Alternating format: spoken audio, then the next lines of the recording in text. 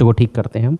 तो believe system रखिए किसी भी पैथी में। मैं आपके माध्यम से, आपके चैनल के माध्यम से सभी जन को ये कहने की कोशिश करूँगा कि पहले बिलीव सिस्टम रखना है, विश्वास रखना है कि जो जैसे सिम्टम्स आप बताओगे, यदि आप पेशेंट को एक बार देख लेते हैं तो आपको बार बार पेशेंट को देखने की आवश्यकता नहीं है। पेशेंट अपने लक्षण बताए, वो फ़ोन पे भी बता सकता है, पिक्चर अपने फ़ोटो भेज के भी बता सकता है, वीडियो पे बोल के भी बता सकता है, लिख के भी भेज सकता है। तो उस आधार पे भी, उन लक्षणों के आधार पे भी हम दवाइयों को दे सकते हैं, रूब्रिक लगा सकते हैं।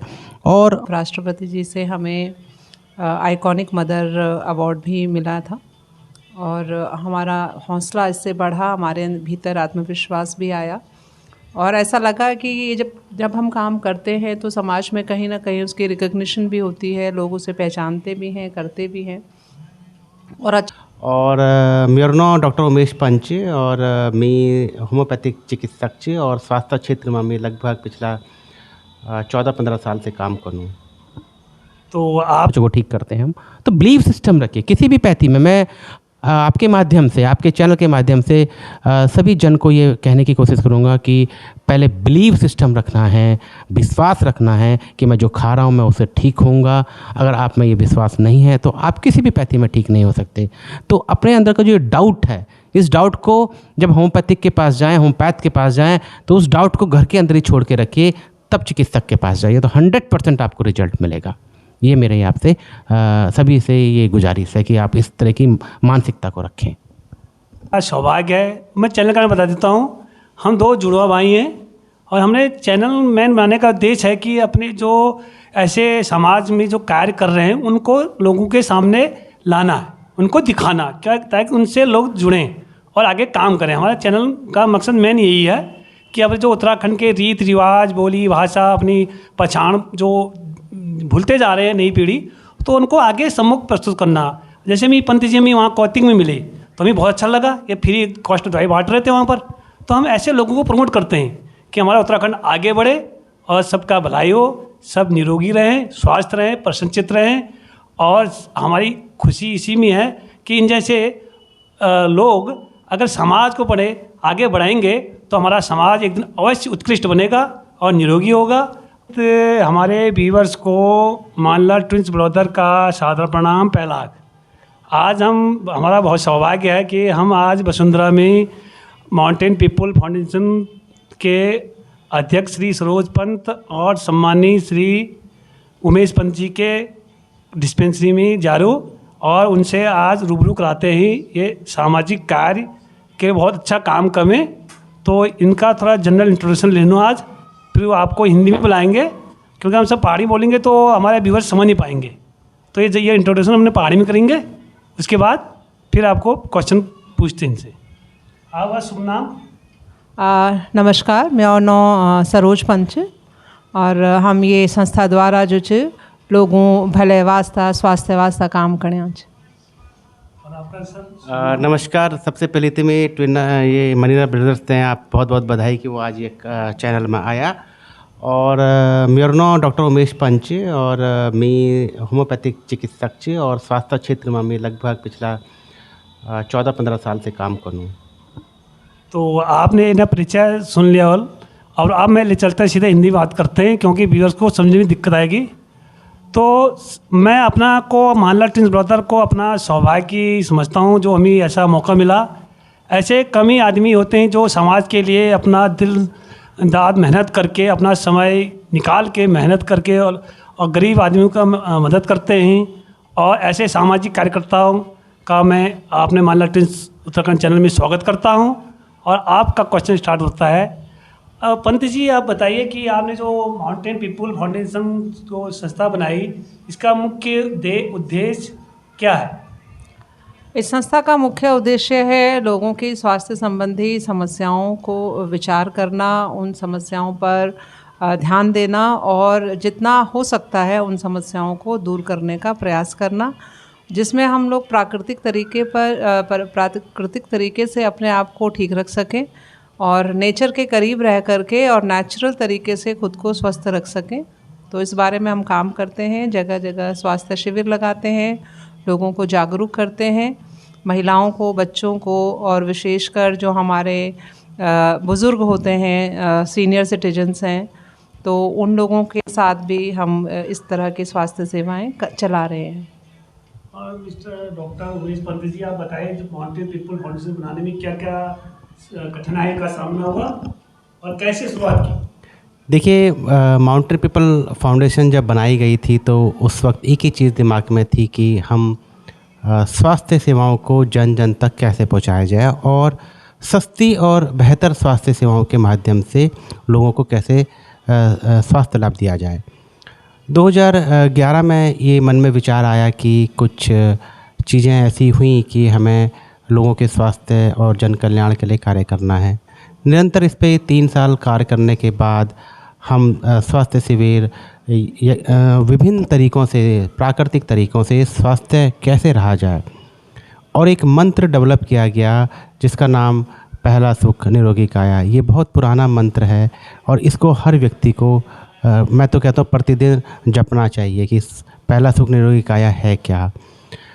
निरंतर कार्य करने के बाद 2015 में हमें लगा कि एक मंच की आवश्यकता है और वो मंच माउंटेन पीपल फाउंडेशन बनाया गया, उसे रजिस्टर्ड किया गया और ऑफिशियली उस पे काम किया गया। 2015 के बाद अगर देखा जाए हमारी जर्नी 2011 से शुरू हुई है, लेकिन ऑफिशियली हम अगर बात करें तो 2015 से अब तक हम निरंतर स्वास्थ्य क्षेत्रों में कार्य कर रहे हैं, जिसके अंदर विभिन्न तरह के प्रोजेक्ट चलाए जाते हैं, जैसे वरिष्ठ नागरिकों के लिए स्वास्थ्य सेवाएं, स्वास्थ्य अभियान, महिला सशक्तिकरण के लिए बाल स्वास्थ्य पे हम विशेष कार्य कर रहे हैं। बेसिकली बाल अवस्था और वृद्धावस्था 2 अवस्थाएं ऐसी हैं जहाँ पे सबसे अधिक स्वास्थ्य सेवाओं की आवश्यकता पड़ती है। और ये पहला सुख निरोगी काया का जो एक हेल्थ कॉन्सेप्ट हमने बनाया है और इसमें होम्योपैथिक के माध्यम से योग, ध्यान, मंत्र, यज्ञ चिकित्सा, यज्ञोपैथी को भी हमने एक पैथी के रूप में लेके आए। तो इस तरह के समन्वय से हमने एक हेल्थ कॉन्सेप्ट तैयार किया और आज हम लगभग निरंतर हमने लगभग 2.5 से 3 लाख लोगों तक हम पहुँचे हैं। हमारी 2-3 चीज़ें बिल्कुल निरंतर चलती रहती है, जिसमें प्रिवेंटिव अभियान जिसको हम कहते हैं, जिसमें डेंगू से बचाव के लिए कोविड में हमने लगभग 1.5 लाख से अधिक लोगों को निःशुल्क कोविड प्रिवेंटिव की दवाइयाँ दी।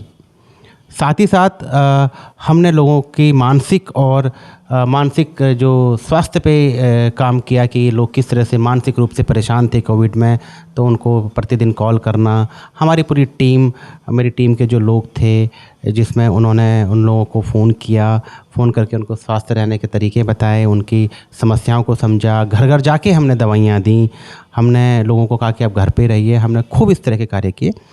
दूसरा एक और प्रिवेंटिव अभियान जिसमें डेंगू, चिकनगुनिया, स्वाइन फ्लू ये सब चलता रहता है, जिसमें अब तक हम 2.5 से 3 लाख लोगों को, लगभग 3 लाख लोगों को हम दवाइयाँ दे चुके हैं। डेंगू में प्रिवेंटिव दवाइयों की अगर हम बात करें, इसमें डेंगू भी आ गया, कोविड भी आ गया, तो हम अभी तक जो बात करें 3-3.25 लाख लोगों तक पहुँच चुके हैं और इसका हमने एक डेटाबेस भी तैयार किया है। उस डेटाबेस के माध्यम से हम लोगों तक पहुँचते हैं।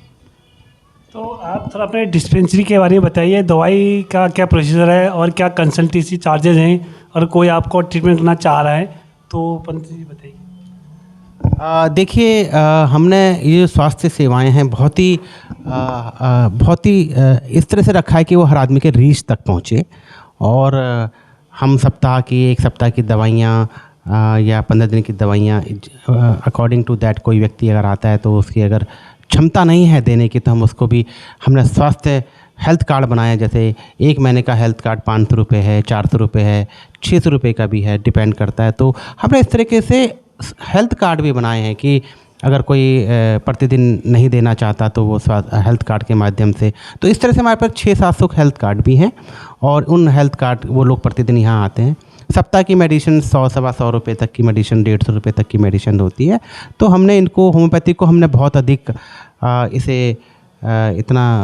इसका शुल्क हमने बहुत कम रखा है ताकि ये जन जन तक पहुंच सके। आपको मम्मी को इनाम भी मिला था? मैंने सुना कि आपकी मम्मी को राष्ट्रपति से पुरस्कार भी मिला था।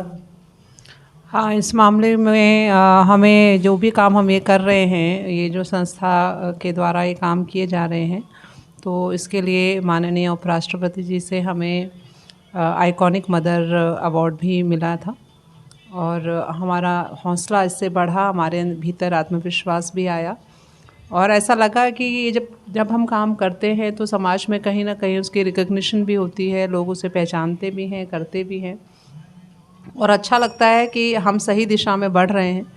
और जहाँ तक डॉक्टर साहब की बात है तो हम कंसल्टेंसी तो लेते नहीं हैं, कंसल्टेंसी लेते नहीं हैं, और मेडिसिन्स भी उसके ऊपर डिपेंड करती है कि उसकी किस बीमारी के लिए दवा है। कंसल्टेंसी एक ही बार लेते हैं तो एक वन टाइम होती है जब हम केस टेकिंग उसको कहते हैं, वो भी केस टेकिंग फीस होती है, वो बहुत नॉर्मल होती है। और इसका इसका उद्देश्य यही है कि दवा जो है वो सब तक पहुँचे और बीमारी जो है उससे मुक्त हो सके हम।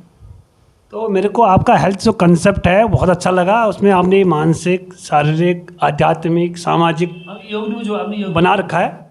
और स्वास्थ्य मानसिक जो आपका कंसेप्ट है उसमें क्या कराते हो?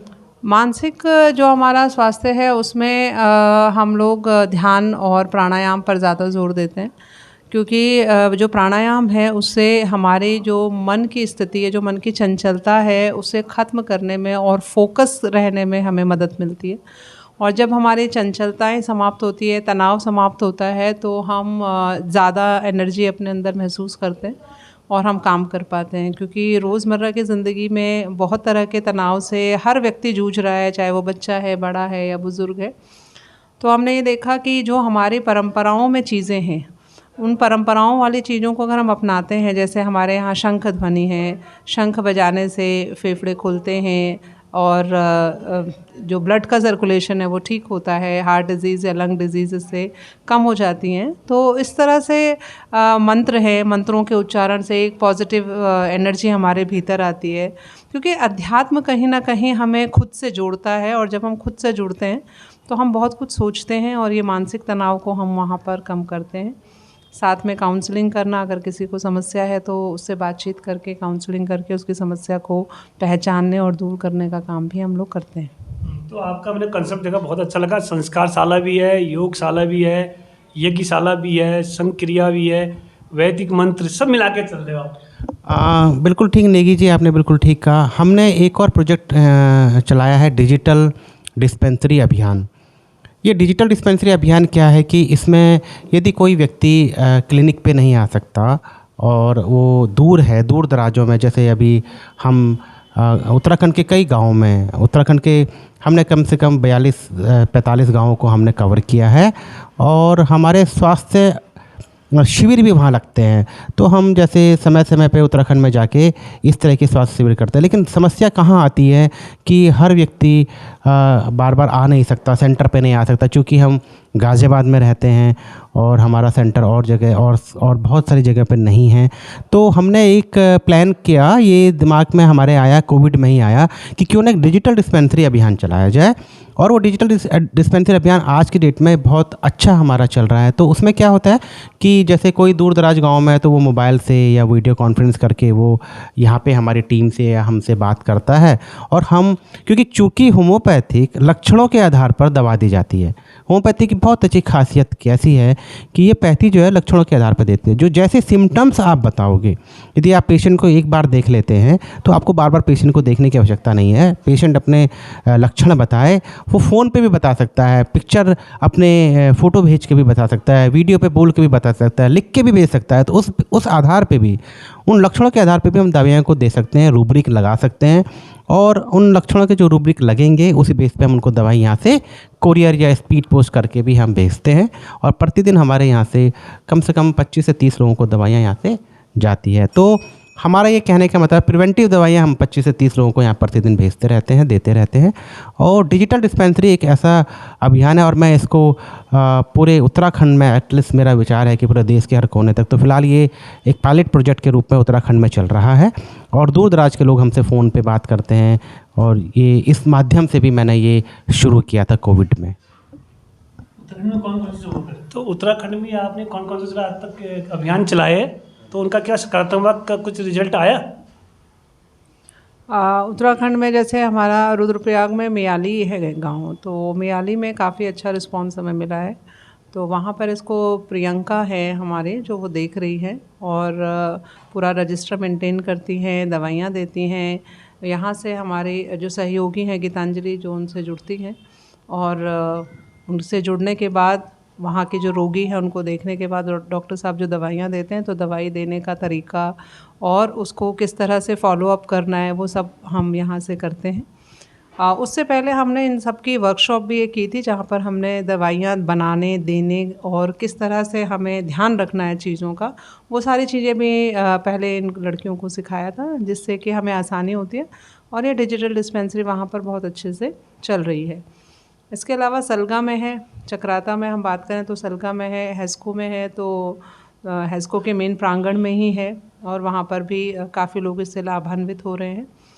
और जोशी जो डॉक्टर अनिल प्रकाश जोशी हैं जो पद्म भूषण से सम्मानित हैं, तो उनके मार्गदर्शन में हम गाँवों में इस प्रोजेक्ट को और बड़े पैमाने पर ले जाने की सोच रहे हैं। क्योंकि जब पीछे हम लोग गए थे, नागथाट गए थे हम लोग, तो नागथाट में हमने देखा कि वहाँ पर एक दवा लेने के लिए पूरा दिन लग जाता है। उन्होंने बताया कि एक गाड़ी जाती है सुबह, वो नीचे जाती है और जब शाम को वापस आती है, और अगर किसी को बीमार है कोई तो उसको दवा लेने में पूरा दिन लग जाता है। तो ये सच में बहुत ही दुखदाई है कि एक दवा लेने के लिए पूरा दिन लग जाना। तो हम आगे भी सोच रहे हैं इस दिशा में कि जहाँ पर चीज़ें नहीं पहुँच पा रही हैं, कम से कम हम डिजिटल डिस्पेंसरी के माध्यम से उन जगहों पर पहुँचें। तो डॉक्टर जोशी जी से इस बारे में बातचीत चल रही है, तो उम्मीद है कि जल्दी अच्छे परिणाम हमें मिलेंगे। जो भी आपका अगर दवाई लेना चाहता है, कोई पेशेंट आना चाहे तो वो आपके क्लिनिक में आ सकता है? बिल्कुल आ सकता है, निसंकोच आ सकता है और अपनी परेशानी को वो बेझिझक कह सकता है। और हमारी पूरी कोशिश रहेगी कि उसको जो भी परेशानी है उसमें चाहे दवाइयों के माध्यम से, उसकी काउंसलिंग के माध्यम से हम उसे स्वस्थ कर सकें। देखिए, जब 2011 में ये सोचा गया था कि हम माउंटेन पीपल फाउंडेशन के अंतर्गत हम एक स्वास्थ्य अभियान चलाएंगे और बेसिकली हम स्वास्थ्य और शिक्षा पे काम करते हैं। शिक्षा हमारी एजुकेशन वैसी एजुकेशन नहीं है, मेंटल हेल्थ पे है, मतलब हेल्थ एजुकेशन की हम बात करें तो जब 2011 में बनाया गया था तो उस वक्त हमारे पास बहुत बड़ी टीम नहीं थी। मैं और सरोज जी जो हैं हमारे धर्मपत्नी, 2 बच्चे थे, वहाँ से हमने एक वैदिक शाला करके शुरू किया था प्रोजेक्ट को। तो इसमें हमने योग, ध्यान, मेडिटेशन किया। धीरे धीरे करके हम जब आगे बढ़े, 2017 में गीतांजलि हमसे जुड़ी और उसके बाद हमने उनको ट्रेंड किया, गीतांजलि को ट्रेंड किया कि किस ढंग से होम्योपैथिक पे काम किया जाए। उसके बाद 2-3 साल गीतांजलि ट्रेंड हुई, हमारा एक सहयोगी ट्रेंड हुआ, उसको हमने फिर डिजिटल डिस्पेंसरी के बारे में बताया, उसको ट्रेंड किया कि कैसे हमें करना। उसके बाद निधि हमसे जुड़ी, एक और हमारी कलीग हैं, वो भी, उनको भी हमने ट्रेंड कर रहे हैं और वो आज जो है, तो हमने इस तरह से बनाया है कि ये दोनों सहयोगी हमारे एज ए टीम काम कर रही है। तो हम 4-5 लोगों की टीम है और जिसमें निधि प्रतिदिन जो है दवाइयाँ भेजती भी है और लोगों को प्रिवेंटिव के लिए देती है और गीतांजलि जो है यहाँ पे वैदिक शाला चलाती है। तो ये एक कॉम्बिनेशन है। मेरा कहने का मतलब है कि जो टीम वर्क जो हम कर रहे हैं और इस टीम से हम आगे बढ़ रहे हैं। रही बात कि स्वास्थ्य सेवाओं को, मेरी एक ही पीड़ा है कि देश में मैं कि 2 चीज़ें की पीड़ा मेरे को बहुत जोड़, एक तो स्वास्थ्य और शिक्षा, दोनों ही इस देश में बहुत ही महंगी होती जा रही हैं। तो ये एक मेरा दिल में कशिश है कि कम से कम मैं इन दोनों चीज़ों पे तो नहीं, पर एक स्वास्थ्य को अगर मैं अपने होम्योपैथिक के माध्यम से जन जन तक पहुंचा सकूँ। मेरा एक ही सपना है कि हमारी स्वास्थ्य नीति हर घर हो होम्योपैथिक। इस मुहिम को मेरे को पहुंचाना है, हर घर तक पहुंचाना। मैं मानता हूं कि होम्योपैथिक हर जगह कार्य नहीं करती है, थोड़ा स्लो एक्टिंग है, लेकिन ऐसा भी नहीं है। वो एक बिलीव सिस्टम भी है। आप पहले ही अगर सोच लेंगे कि होम्योपैथिक बहुत स्लो एक्टिंग है, खाते हैं मीठी गोलियां, ऐसा नहीं है, बहुत चमत्कारी गोलियां हैं ये। और आप देखेंगे, कभी आइए हमारे पास, मैक्सिमम हमने बहुत बच्चों पे काम किया और मेरे पास बच्चे बहुत अधिक मात्रा में हैं, बहुत अधिक संख्या में बच्चे हैं और उन संख्याओं ऐसी है कि कई बच्चे ब्रोंकाइटिस के, नमोनिया के, बहुत गंभीर बीमारियों के भी हैं, तो वो आज भी होम्योपैथिक खाते हैं और ठीक रहते हैं। तो ऐसा नहीं है कि होम्योपैथिक बहुत स्लो है, होम्योपैथिक अपने तरीके से काम करती है, हर पैथी अपने अपने तरीके से। जैसे एलोपैथिक बहुत फास्ट एक्टिंग है तो उसके अपने एक अलग प्रभाव हैं, इसी तरह से होम्योपैथिक है, आयुर्वेदिक है, तो सारी पैथियाँ अच्छी हैं। बट मेरा मानना है कि होम्योपैथिक खाएंगे थोड़ा सस्ती होती है, खाने में आसानी है, बच्चों के लिए बहुत पसंदीदा होती है, हम बहुत बच्चों को ठीक करते हैं हम। तो बिलीव सिस्टम रखिए किसी भी पैथी में। मैं आपके माध्यम से, आपके चैनल के माध्यम से सभी जन को ये कहने की कोशिश करूँगा कि पहले बिलीव सिस्टम रखना है, विश्वास रखना है कि मैं जो खा रहा हूँ मैं उससे ठीक होऊंगा। अगर आप में ये विश्वास नहीं है तो आप किसी भी पैथी में ठीक नहीं हो सकते। तो अपने अंदर का जो डाउट है, इस डाउट को जब होम्योपैथिक के पास जाएं, होम्योपैथ के पास जाएं, तो उस डाउट को घर के अंदर ही छोड़ के रखिए, तब चिकित्सक के पास जाइए, तो 100% आपको रिजल्ट मिलेगा। ये मेरे आपसे सभी से ये गुजारिश है कि आप इस तरह की मानसिकता को रखें। तो आप कुछ बोलना चाहोगे? ये जो पंत जी का जो एनजीओ है, ये माउंटेन पीपल, ये स्वास्थ्य के में बहुत अच्छा काम कर रहा है। हमें बहुत खुशी है कि एक मतलब कि माउंटेन पीपल फाउंडेशन बच्चों के लिए योग शिक्षा द्वारा निरोग बनाता है आदमी को, और हम बहुत सराहनीय प्रयास है। और इनका जो मिशन है वो भगवान की कृपा से दिन दुगनी चौगुनी रात बढ़े इनके। और जो ये उत्तराखंड में चक्रातर ने जो बताया था, वो भी वहाँ मैंने इनका देखा, इनका जो दवाई बांटते थे, और बहुत ही सराहनीय प्रयास है। हम भगवान से प्रार्थना करते हैं ये आगे बढ़ते जाए। तो मानलाल ट्विंस ब्रदर चैनल हमारा सौभाग्य है। मैं चैनल का नाम बता देता हूँ। हम 2 जुड़वा भाई हैं और हमने चैनल मैन बनाने का उद्देश्य है कि अपने जो ऐसे समाज में जो कार्य कर रहे हैं उनको लोगों के सामने लाना है, उनको दिखाना, क्या ताकि उनसे लोग जुड़ें और आगे काम करें। हमारा चैनल का मकसद मेन यही है कि अब जो उत्तराखंड के रीत रिवाज, बोली भाषा, अपनी पहचान जो भूलते जा रहे हैं नई पीढ़ी, तो उनको आगे सम्मुख प्रस्तुत करना। जैसे मैं पंत जी हमें वहाँ कौतिक में मिले तो हमें बहुत अच्छा लगा, ये फ्री कॉस्ट दवाई बांट रहे थे वहाँ पर। तो हम ऐसे लोगों को प्रमोट करते हैं कि हमारा उत्तराखंड आगे बढ़े और सबका भलाई हो, सब निरोगी रहें, स्वस्थ रहें, प्रसन्नचित्त रहें। और हमारी खुशी इसी में है कि इन जैसे लोग अगर समाज को पढ़े आगे बढ़ाएंगे तो हमारा समाज एक दिन अवश्य उत्कृष्ट बनेगा और निरोगी होगा। और हमें सौभाग्य से आपने अपना कीमती समय दिया, क्योंकि आपके पास समय का अभाव है, और हमें आपको बहुत बहुत दिल से आभार करते हैं, धन्यवाद करते हैं कीमती समय लेने के लिए। धन्यवाद। धन्यवाद। ठीक।